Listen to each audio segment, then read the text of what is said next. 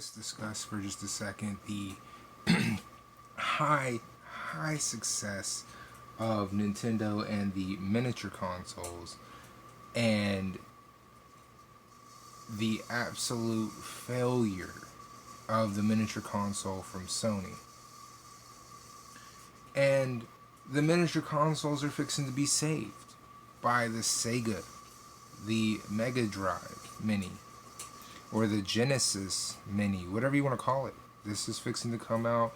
The game lineup looks amazing, and from what I'm understanding, it's not going to cost an arm and a leg. I don't think it's going to be that high.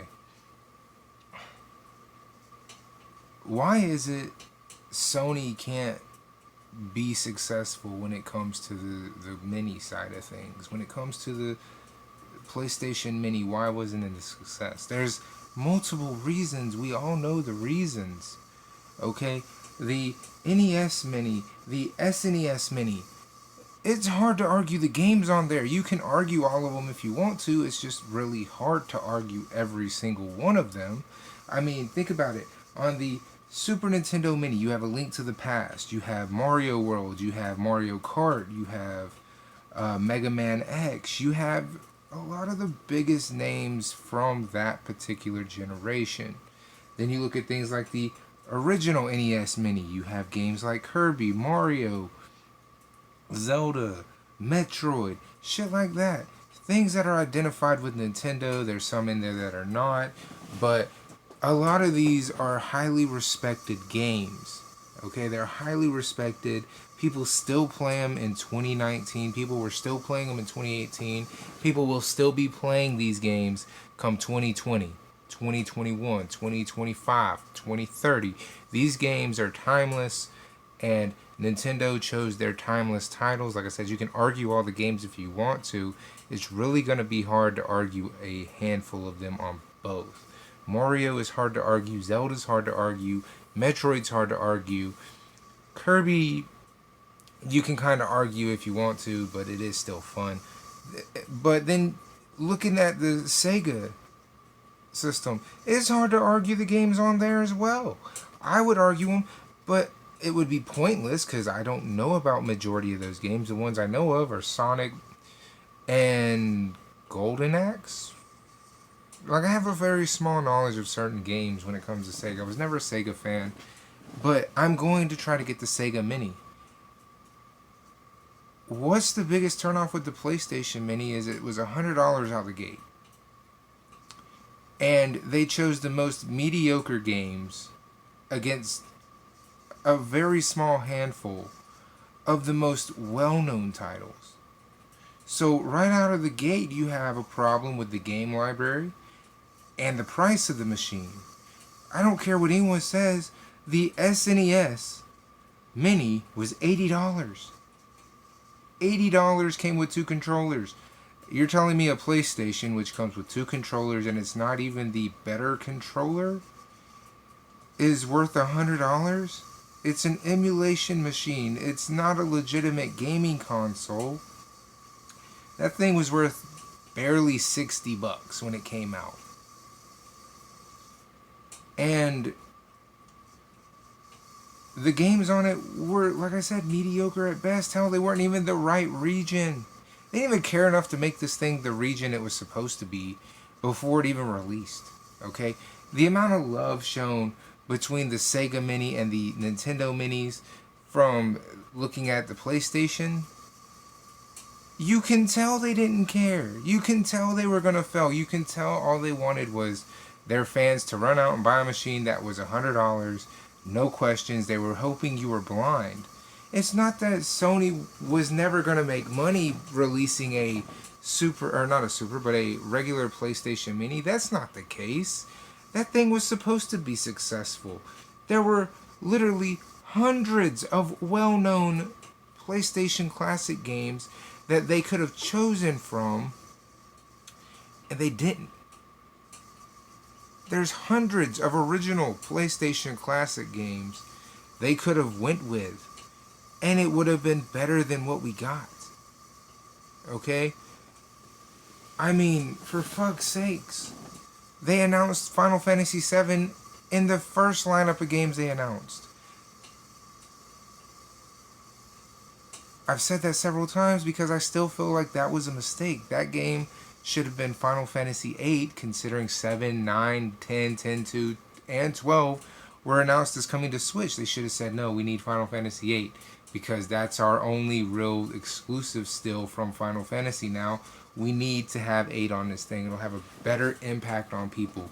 We need to put games like Legend of Dragoon. We need to show people, remind them, hey, you got your RPG fix from here. While yes, Nintendo has Ocarina of Time, guess what? We have Legend of Dragoon. We have Final Fantasy VIII. We have games like, what is that? Fear Effect. We have games like Silent Hill. We have games like, I'm just thinking off the top of my head here now. Because this is, like I said, this is just something that's been bugging the fuck out of me. Crash Bandicoot, Spyro the Dragon, all these games. There's so many more games they could have went with, and they gave us like the bare bottom of the fucking barrel. And it was never going to succeed. It just wasn't. PlayStation doesn't respect their legacy. They don't respect the foundation for what created PlayStation's success. They don't respect the customers who buy PlayStation. They don't respect the people who make PlayStation. And it's abundantly clear when you look at things like the Classic that these people don't care about anything but the bottom line. So that thing was supposed to fail. Whereas with Nintendo, yes, we can argue the fact they created a shortage, but you can also argue the fact that Nintendo can only make the system, and it's people who are scalpers and people who run out in drones and buy more than they need. They're part of the problem as well. So you can't overlook that. Okay?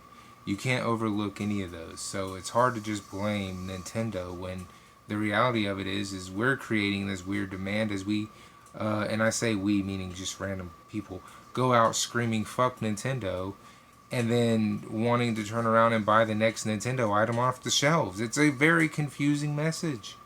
Okay? Which is why there was, I think, double if not triple the amount of Super Nintendos released at the time than there were regular Nintendo Minis. Because they were like, oh, there is a crowd that wants this. We didn't think that was going to exist. So they went out and they redid it and they fucking re-released it, and I actually got one because of that. But the reason Sony, the reason it wasn't a success, the reason you have not been able to successfully duplicate it is because unlike you, Sony, especially this generation, Nintendo shows love and care and appreciation in their products and in their message of what they put out with said products when it comes to the minis. Okay, could you imagine Nintendo going, you know what, we're going to release a Nintendo Mini, fuck Yoshi, fuck Mario, fuck Link, fuck Samus, fuck everybody who helped make Nintendo great when it came out.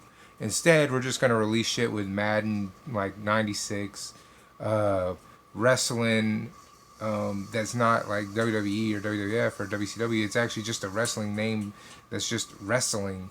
You dig what I'm saying? Like, could you imagine that? These things wouldn't have got anywhere near the reception they got had they ignored the franchises that help build the foundation in which Nintendo stands upon today.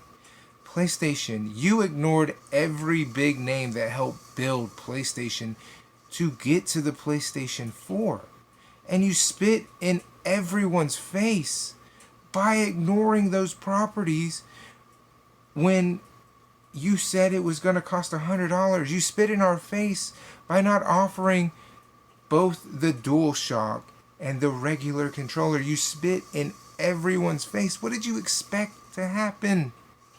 Seriously. I don't care if you love PlayStation to death. When they spit in your face, you're not buying their product. Even the most hardcore PlayStation fan probably fought himself pretty hard when it came to that PlayStation Classic. I'm pretty sure a lot of people who bought the PlayStation Classic, who were influencers and very heavy into the PlayStation fan base, were like I don't want to buy this. When they got to the cash register, they were like, we're not going to talk about this. They put the money on the counter. They got the product and they left. Like, they bought it with shame. You dig what I'm saying?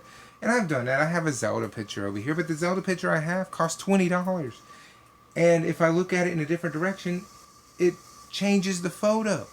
But when I did that, when I bought this picture and I was like, we're not going to talk about this, we're not going to mention it, I was kidding. Because I was in a Zelda t-shirt, my green Zelda hat that I don't have right now because I figured wearing my N64 hat for the moment right now seemed a better idea. So creating a miniature console to commemorate PlayStation's first ever console, and then just spit in everyone's face who helped build it in some fashion. I notice I have a mark right here because the hat's tight than a bitch, but I just felt like this needed to be said. PlayStation, you don't respect your legacy, you don't respect the people and the content that helped build you, and it's very apparent. That's the reason why PlayStation Classic failed. And that's the reason there will never be a PlayStation 2 Classic. Because I'm pretty sure that that would turn into a riot. And I say that because I remember when the PS2 came out, people were killing each other over it. Seriously, go look it up. People were killing each other for this PS2. So you could just imagine the reception if Sony announced they were coming out with a PS2 Classic and they launched it in the same fashion as the PS1 Classic. You could just imagine the reception for that. Sony would probably have to close their doors. Probably. They would have to close their doors. They wouldn't be able to come back from that. Nobody would buy another PlayStation item under their sun if they fucked up a PS2 Classic. Nobody. Anyway, I'm out.